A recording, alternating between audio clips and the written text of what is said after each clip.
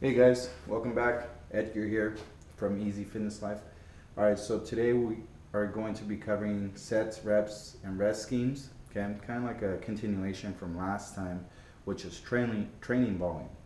So this time we're going to look over how different sets and reps elicit a different response and what response that is. Okay, so for example, with the first one, we're trying to get conditioning or endurance.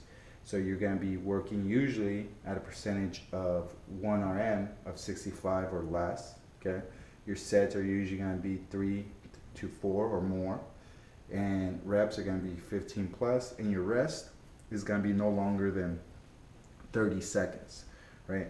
So obviously, if you're working at 15 reps, then you're usually going to be working at 65, 60% of your 1 RM. But if you're doing 25 repetitions of something, then most likely you're going to decrease your intensity as far as your 1 RM, right, or how much weight you're doing. So this first one is going to elicit a conditioning endurance response. Now the second one is hypertrophy. Most of us have done this or do this all the time. Hypertrophy is more of an increase in muscle size and density, right? So with that, you're usually working at a 65 to 75% of your 1 RM. Your sets are going to be 3 to 4. Your reps are going to be 8 to 12. And your rest is going to be 45 to 90 seconds. Okay? So that's about a minute and a half.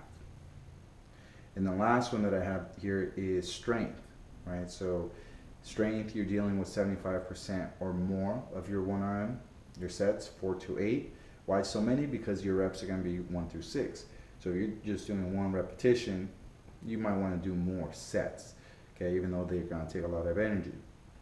That way you get a responsive strength increase. And your rest for strength is 90 to 240 seconds, which is about 4 minutes, a minute and a half to 4 minutes, okay, depending how many reps you're doing and sets. And I didn't put it down, but power usually you want to work within 45 to 55% of your 1 RM. But the thing about power is you're trying to explode. You're trying to move that exercise very, very fast. So, for example, let's do a squat jump. You load up the bar with 50% or 45% of your 1 RM, and then you explode up and try to get up as fast as you can. Would you be able to do more repetitions? Obviously, because it's not that heavy, but you're not trying to get endurance. You're trying to get explosive power movement out of that. Okay, so keep that in mind. Now, this is not the end all be all. This is a general overview of different schemes, right, and what they elicit.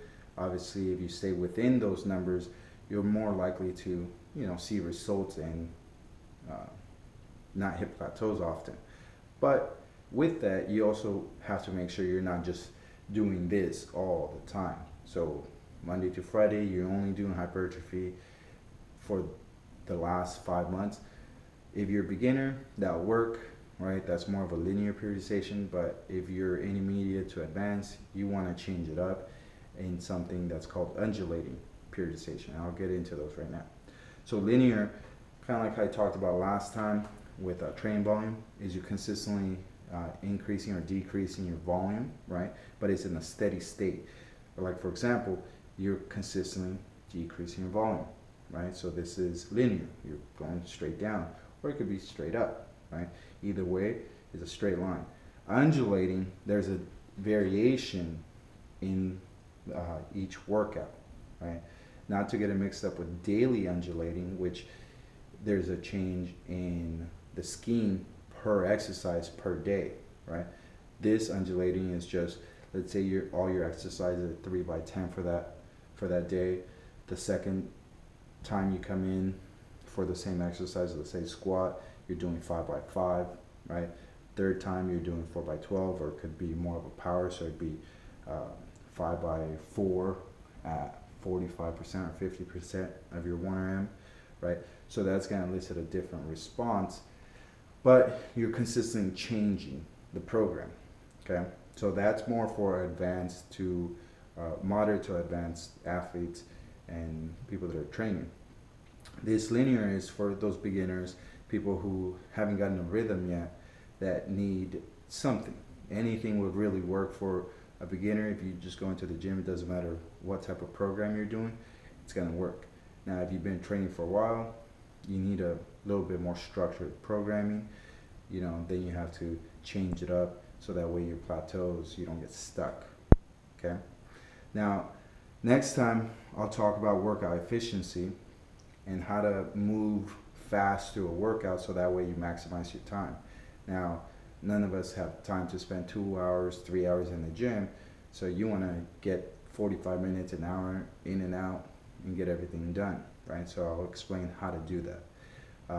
If you guys have any questions, please email me at easyfitnesslife@gmail.com, okay? And you can find me on Facebook, Instagram, obviously YouTube. If you guys have anything, please just get in contact with me. All right? Take care, guys.